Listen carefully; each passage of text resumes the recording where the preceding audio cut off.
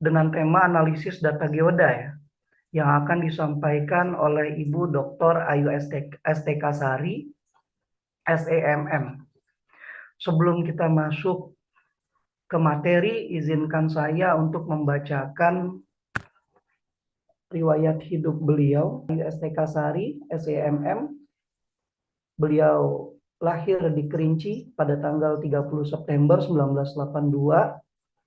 Kemudian S1 beliau di Universitas Andalas, jurusan manajemen, S2 Universitas Andalas, jurusan manajemen, kemudian S3 di Universitas Andalas, jurusan ilmu ekonomi dan bisnis. Ini ada indeks penelitiannya, pengalaman pekerjaan beliau sebagai instruktur bahasa Inggris Lepansa Sungai Penuh selama 2 tahun, instruktur bahasa Inggris LP3N Sungai Penuh selama 3 tahun, kemudian dosen di Setia Sakti Alam Kerinci dari tahun 2007 sampai sekarang, dan PNS di Pemda Kabupaten Kerinci tahun 2010 sampai sekarang. Di sini ada keahlian dan kemampuan, skill komputer, bahasa Inggris, dan kemudian entertain komputernya dengan pengalaman penelitian, kemudian publikasi artikel ilmiahnya bisa dibaca di CV semuanya. Di sini berarti beliau fokus ke marketing ya, Ibu ya? Lebih ke tourism, Pak. Oh, Tourism, turis. economic tourism.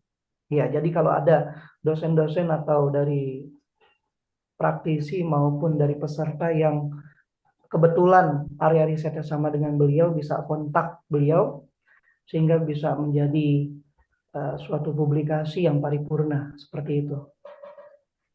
Ya, mungkin itu aja sekilas tentang beliau.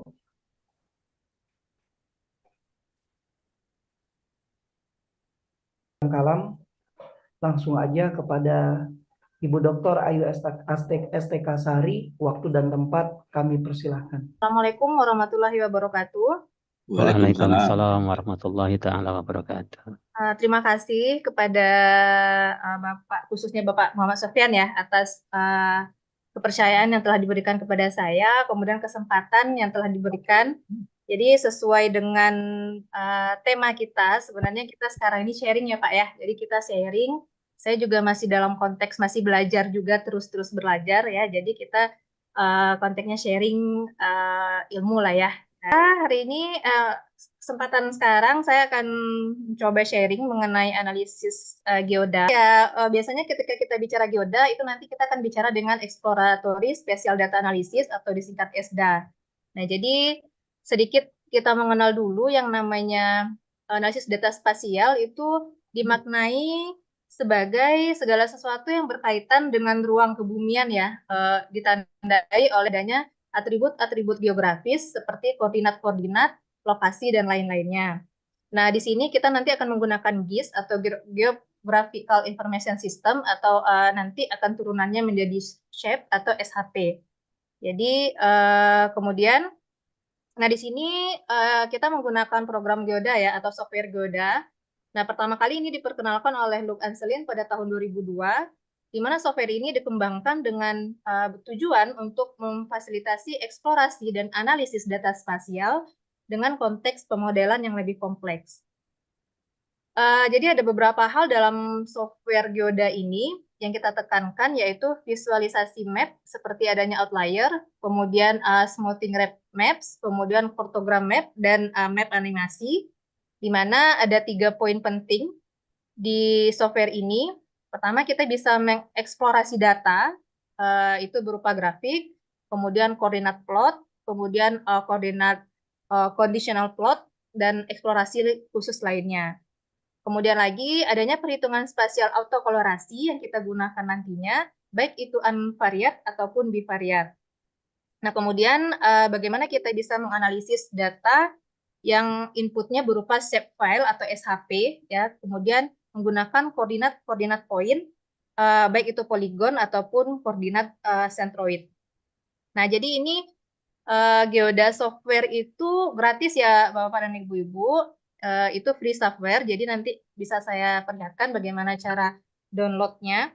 Kemudian software ini bisa dioperasikan pada sistem Windows, iOS, dan juga Linux. Kemudian lagi instalasi Geoda ini dapat dilakukan secara langsung, artinya tidak perlu pakai crack atau dan seterusnya. Nah, ini adalah website dari Geoda. Nanti Bapak-bapak dan Ibu-ibu bisa mengambil softwarenya di sini, yaitu di https://geodacenter.github.io. Nanti bisa di-download dari sini saja, karena free tidak berbayar. Nah, jadi mungkin kita langsung saja. Ini beberapa apa ya, contoh atau perspektif dari Geoda yang dipergunakan, tapi mungkin nanti untuk prakteknya saya tidak menggunakan data 01 atau kabupaten, tapi cukup data provinsi saja. Nah, jadi sedikit Bapak dan Ibu-ibu, ini untuk kenapa mungkin tadi sebelum kita mulai, tadi saya sedikit berbicara dengan Pak Muhammad Sofyan ya. Katanya Pak Muhammad Sofyan juga kemarin disarankan untuk menggunakan Geoda gitu ya. Nah, Geoda ini konteksnya adalah bagaimana data-data yang kita gunakan atau data-data yang kita miliki itu nanti kita konteksnya mengaplikasikan dalam bentuk mapping atau peta. Nah, jadi di sini ini disertasi saya kemarin ya. Jadi data saya terdiri dari 83.000 desa yang ada di Indonesia. Nah, kemudian itu nanti di-convert khusus desa wisata, itu didapatkan nanti 1.734 desa wisata.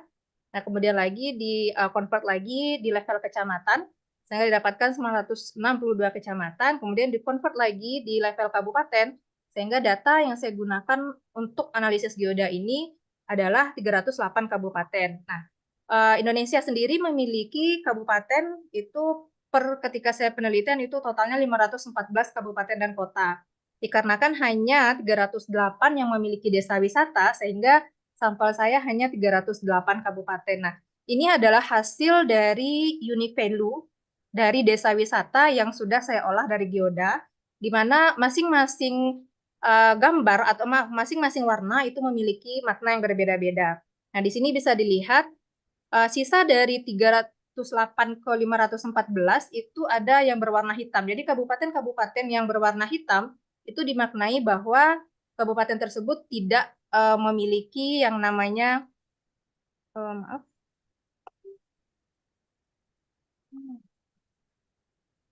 tidak memiliki desa wisata.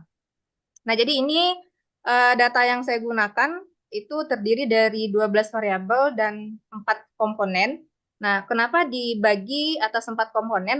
Karena nanti akan melihat korelasi antara masing-masing komponen dengan variabel-variabelnya. Misalnya, untuk sekarang saya akan mencontohkan saja mengenai satu komponen, yaitu natural resources dari wisata, di mana terdiri dari 3 variabel, yaitu wisata bahari, wisata sungai, dan wisata danau. Nah, nanti kita akan lihat hasil dari geodanya.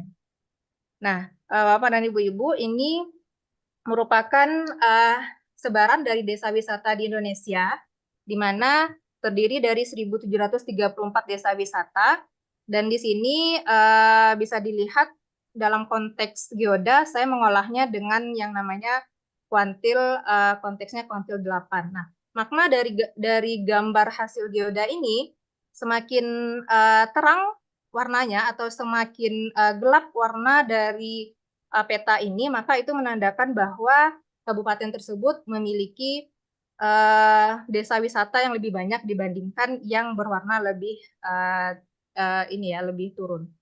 Nah, ini peta sebaran. Nah, konteks dari geoda atau tujuan atau bisa dikatakan kenapa kita menggunakan geoda lebih kepada konteks seperti ini. Artinya ketika kita memiliki data yang banyak, yang misalnya sampai ribuan, yang sampai puluhan ribu, nah di sini tidak, ya konteksnya kalau kita menghitung satu-satu itu agak sedikit ini ya, makanya ketika di geoda, nah di sini bisa dilihat bahwa desa wisata tertinggi atau daerah yang memiliki desa wisata terbanyak atau 3 daerah yang memiliki desa wisata terbanyak itu adalah kabupaten yang menjadi prioritas bagi pemerintah, khususnya fokus pada bidang pariwisata. Nah, jadi ini adalah hasil olahan dari geoda, di mana yang berwarna merah ada 3 kabupaten, yaitu Kabupaten Bereu, ada 67 desa wisata, Pidi 48, dan Tomohan 32. Jadi 3 kabupaten ini adalah 3 kabupaten terbesar yang memiliki desa wisata berdasarkan perhitungan persentil atau percentile. Nah, ini tadi kita bahas mengenai desa wisata, bisa dibilang mungkin kalau kita bicara di variabel itu variabel Y gitu ya. Nah, ini adalah variabel X-nya yang terdiri dari ini wisata bahari, jadi mungkin konteksnya sama seperti penjelasan yang di atas ya. Kemudian sama masih wisata bahari. Nah, kalau ini konteksnya adalah kita melihat conditional map-nya. Jadi perhitungan conditional map ini kita menghitung bagaimana sudah terdiri dari 2 variabel, yaitu variabel X dan Y, seperti itu. Nah, di X itu kita sudah bicara di sini ada garis horizontal dan garis vertikal, di mana garis horizontal di sini adalah desa wisata, atau mungkin kalau kita bicara apa ya, SPSS mungkin gini, variabel Y gitu. Nah, kalau di sini kita bicara garisnya. Kemudian kalau yang garis vertikalnya itu adalah wisata bahari, berarti bisa dimaknai ini adalah variabel X-nya. Nah, tampilan map temnya atau tem petanya adalah kita menggunakan wisata bahari. Nah, tujuannya apa? Di sini kita melihat keterkaitan atau korelasi ya, tapi tidak tepat korelasi, lebih tepatnya saya mengatakan keterkaitan antara desa wisata dengan wisata bahari. Nah, tujuannya apa nanti untuk implikasi dari riset kita? Artinya, apakah wisata bahari itu memiliki keterkaitan dengan meningkat atau menurunnya desa wisata di sebuah daerah atau di sebuah kabupaten. Nah, jadi dari makna peta ini bisa dilihat bahwa ada beberapa kabupaten yang berkaitan, yaitu seperti Kabupaten Banyuwangi, di mana jumlah desanya 21 dan wisata baharinya 16. Nah, artinya korelasi atau keterkaitan antara variabel X dan Y-nya tinggi, dan itu berada pada Kabupaten Banyuwangi. Nah, ini balik lagi kepada tujuan geoda tersebut adalah, tujuan akhirnya adalah kita ingin melihat implikasi apa yang bisa kita tarik, kemudian kebijakan apa yang bisa dibuat, kemudian keputusan apa yang bisa diambil. Nah, jadi dari sini bisa nanti di level kabupaten Banyuwangi lebih concern untuk mungkin keuangannya dan seterusnya dan seterusnya. Nah, itulah nanti tujuan dari geoda ini sendiri. Nah, ini juga keterkaitan, ini namanya koordinat paralel plot, kita agak sedikit karena gambarnya kecil ya, sebenarnya kalau besar itu lebih. Nah, ini data dari 308 kabupaten, di mana ketika kita membuat paralel koordinat plotnya, keterkaitan antara komponen dan variabel. Nah, jadi kalau yang garis di atas atau di atas yang pertama itu desa wisata, komponennya, kemudian terdiri dari wisata bahari, sungai, dan seterusnya. Nah, makna dari gambar ini adalah semakin tegak lurus garisnya. Jadi kita bisa lihat di sini ada garis yang mencengnya terlalu tinggi, kemudian tegak lurus. Kalau dimaknai itu masing-masing garis akan memiliki makna yang berbeda-beda. Nah, itu mungkin sedikit untuk ini nanti kita bisa praktekkan. Nah, ini analis berikutnya yang namanya paralel koordinat plot. Nah, jadi kita bisa melihat masing-masing kaitan antara komponen dan variabel yang kita miliki. Nah, tergantung berapa yang kita inginkan untuk kita olah, nanti akan data yang kita akan hasilkan seperti ini. Nah, makanya setiap gambar ataupun hasil dari geoda yang kita olah itu akan dilahirkan atau dimaknai dengan timbulnya kabupaten kah, atau provinsi kah, atau kecamatan kah, atau lokasi-lokasi yang kita lebih concernnya apa gitu.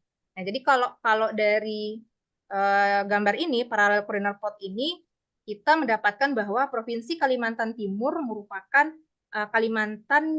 merupakan provinsi yang bisa dikatakan keterkaitannya lebih besar. Nah, jadi dibandingkan 34 atau 33 provinsi yang lain, Kalimantan Timur merupakan provinsi yang terbaik dari kategori paralel koordinat plotnya. Nah, itu. Nah, ini maknanya adalah keterkaitan desa wisata terhadap perekonomian Indonesia. Nah, jadi konteksnya di sini dari riset saya ini terdiri dari empat tahap ya. Berarti pertama desa wisata, kemudian komponennya, kemudian variabelnya, kemudian variabel kontrolnya, dan terakhir dampak apa yang bisa diberikan oleh perkembangan desa wisata itu terhadap perekonomian di Indonesia. Nah, itu mungkin apanya.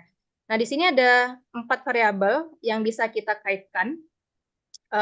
Ini nanti analisisnya bubble chart namanya, di mana pertama warna dari hasil geoda ini akan memiliki makna yang berbeda-beda. Mungkin Bapak Ibu-ibu udah bisa lihat ada warna merah, oranye, biru, apalagi ya. Nah, maknanya ini adalah semakin merah warna yang kita dapatkan, maka hasilnya juga akan semakin bagus. Nah, itu satu. Kemudian besarnya, artinya semakin besar bubble chart yang kita dapatkan, nah berarti itu juga maknanya berbeda. Karena kan kita bisa lihat ada 1, 2, dan 3. Jadi yang satu itu adalah bubble chart yang paling besar atau kabupaten yang paling besar memiliki dampak desa wisata terhadap PDRB di kabupaten. Nah, itu bisa dimaknai seperti itu. Mungkin saya lanjut saja. Oke, kita berarti di sini kita lanjut saja kepada mungkin nanti ketika praktek ya, bukan praktek ya, maksudnya saya memperlihatkan mungkin bagaimana masuk ke software geodanya. Nah, ini adalah software geoda, berarti Bapak-Bapak dan Ibu-Ibu bisa download gratis di situs ini, nanti diklik saja. Nah, setelah keluar seperti ini, nanti bisa langsung download. Nah, itu bisa langsung ini di komputer masing-masing.